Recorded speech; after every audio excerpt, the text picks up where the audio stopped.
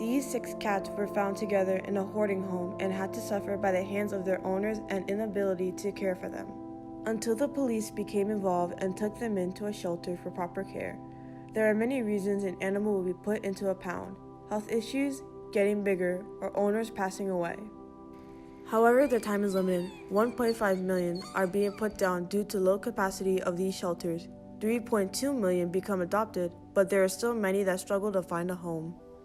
The Humane Society has created an adoption program where volunteers can give a temporary home to our 4-legged friends. My name is Bridget Larbenz. I'm the supervisor in adoption and also the ambassador coordinator, adoption ambassador coordinator for the Humane Society of Broward County.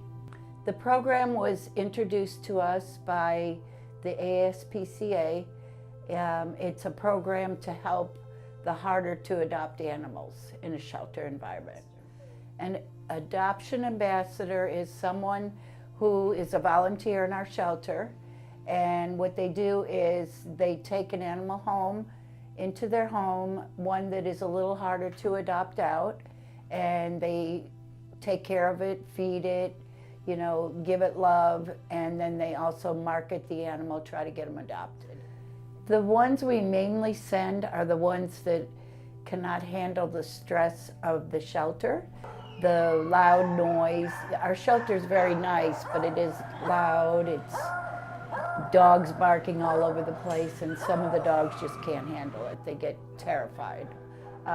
Most of the people that are interested have animals of their own, and if not, we try to give them an easy pet at first, one that doesn't require much, and then they gain experience that way. To become an ambassador, you have to become a volunteer first, so you would have to attend the orientation. To become a teen ambassador, they would do the same thing. They would come to the orientation. They're the ones that really love the pets.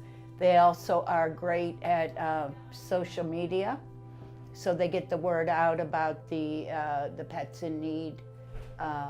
So it does impact the community very much. So being an ambassador to me means basically giving an animal a new opportunity at life. A lot of the times, as I said before, with the shelter animals, some of them do have a hard time getting adopted when they're in the shelter environment just because they're either nervous or they have some kind of injury. So it's really giving them an opportunity to be seen in a different environment and possibly find their forever home. An animal's appearance, health, age, and breed impacts their adoption chances.